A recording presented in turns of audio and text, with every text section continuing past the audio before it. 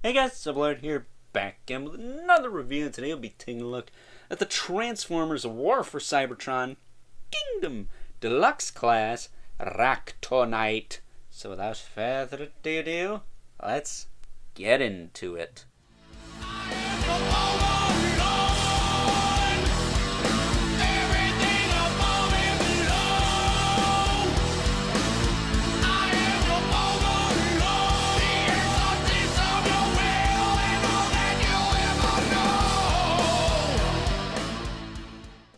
Alrighty guys, as I said before, today we're taking a look at Ractonite. She is that's right, I said she. She is a deluxe class figure, part of the Kingdom line, which is the third installment of the Transformers War for Cybertron series. Still not on Netflix yet as of the time of this recording. Maybe by the time it's up, it will finally be out, and we'll know what the heck's going on with these guys. Or gal. Or whatever. Yeah, this is a girl, apparently. Why? It looks like a dude to me, but okay. Whatever. But, yeah, she's very jacked. Like, this is pretty chunky torso, and then pretty chunky shoulders. Would anyone hate me if I called this a dude? Because that's what it looks like to me. I mean, female Transformers look like RC 9 times out of 10. Am I right? I think there was like one exception in that Bumblebee show from a few years ago that was like a spin-off of Transformers Prime. That one was a little bit thick, but she still had curves. Either way, she has a little bone whip sword thing and pegs for hands. That's lazy AF. What the heck? But either way, she looks okay, I guess. I like this one less than Paleotrex, though. I think he has a lot more to offer. He's a lot more versatile, but what are you going to do? But articulation on her. Her head's on a ball joint. Move it all around. Fold this down to cover her ugly mug if you want. She also has a peg that flips out of her head for some reason. So if you want to do anything with that, you probably could. Shoulders, move forward and back, in and out a little bit, in and out a little bit there too. Bicep swivel, single joint at the elbow, peg, hands hinge up and down. They seriously couldn't give her a little fist to put on this side. I'm waiting for someone to make that. Swivel at the waist, really loose. But of course, this is a fossilizer. You can pop it apart. Unlike Vertebraic, the last one we looked at. Which you couldn't do that with. She does have the paw hinge hips. That was pretty funny. And the swivel at the thigh, hinge at the knee. Pretty good rocker joints, though. Gotta give them credit where it's due. But yeah, not the strongest release of the fossilizers. Pretty weak sauce. Compared to Paleotrex, these two just are super lackluster. I don't know why Paleotrex is so strong and the other ones are just falling short for me. I mean, it's personal preference, really, but yeah, she's definitely got much to be desired, especially the way the head is just kind of sitting there. Could have been better. Maybe that Tricranius variant is a little better. Maybe it comes with a hand for the other side. I don't know. But what I do know...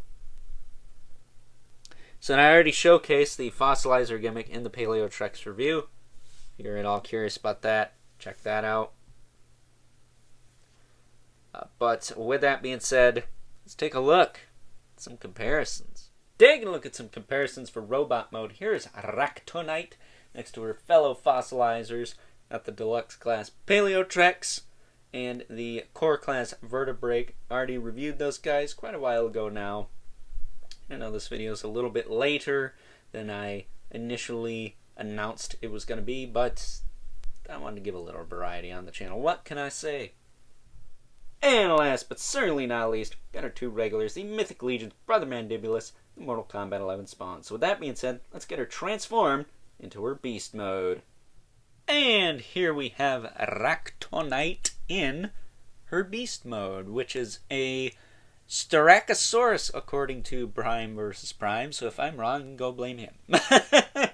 Just kidding. Shout out to Prime vs. Prime. Quality content on the channel.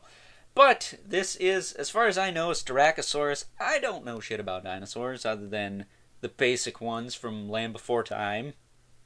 Like most people who don't know anything about dinosaurs. So, with that being said, yeah, this is the weakest, probably, of the fossilizers. At least the deluxe classes. I think we can all say Vertebrake is probably the weakest because he's just small. But as far as aesthetics go, she looks okay in this mode.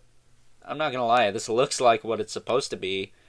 But, again, you can't really do much with it. Her front legs don't move forward. They do have a hinge here. So you can move them forward and back at least. She's got a hinged jaw. She can look up and down a little bit.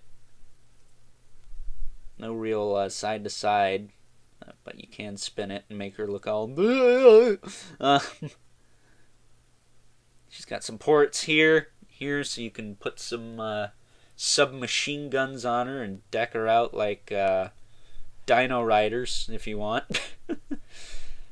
And then she's got the in and out at the hip back here. She's got a thigh swivel. Single joint at the knee and the rocker. Basically, her robot mode legs. You just snap them in place there. Then the tail hinges up and down and rotates at the end there. But not a whole lot going on. She does actually have a waist swivel, too. But nothing too crazy with this figure. Fairly basic.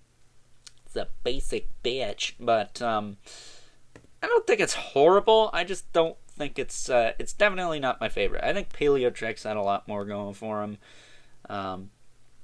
You could turn him into more things. I can't really figure out what to do with this guy. Gal, excuse me. Can you really tell? It's a dead animal. Come on.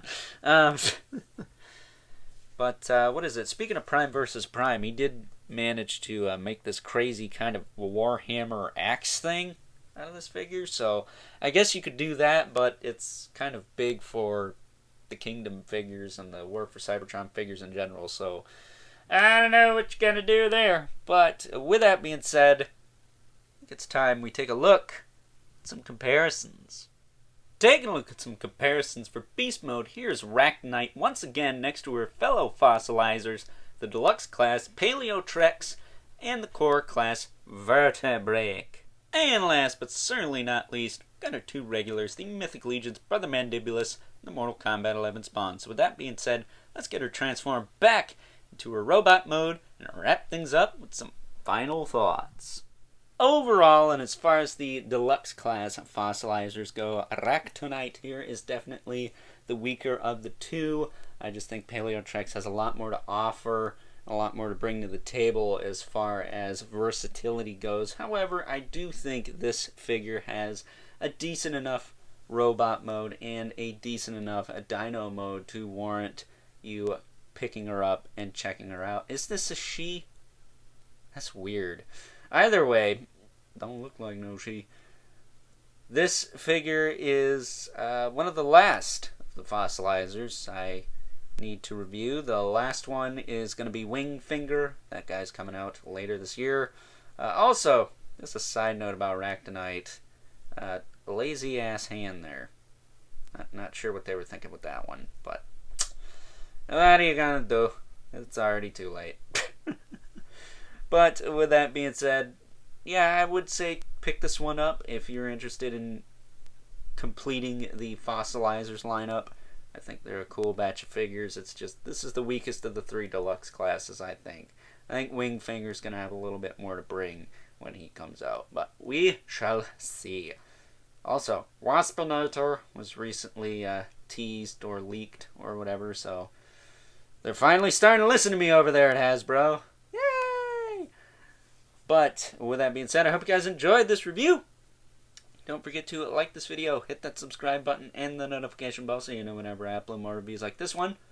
If you haven't already, hit me up on Instagram at Overlord Productions for live unboxing videos of all kinds of stuff. And in case you do miss them, I do upload them to IGTV afterwards, so you can watch them in their full train wreck glory at your own leisure.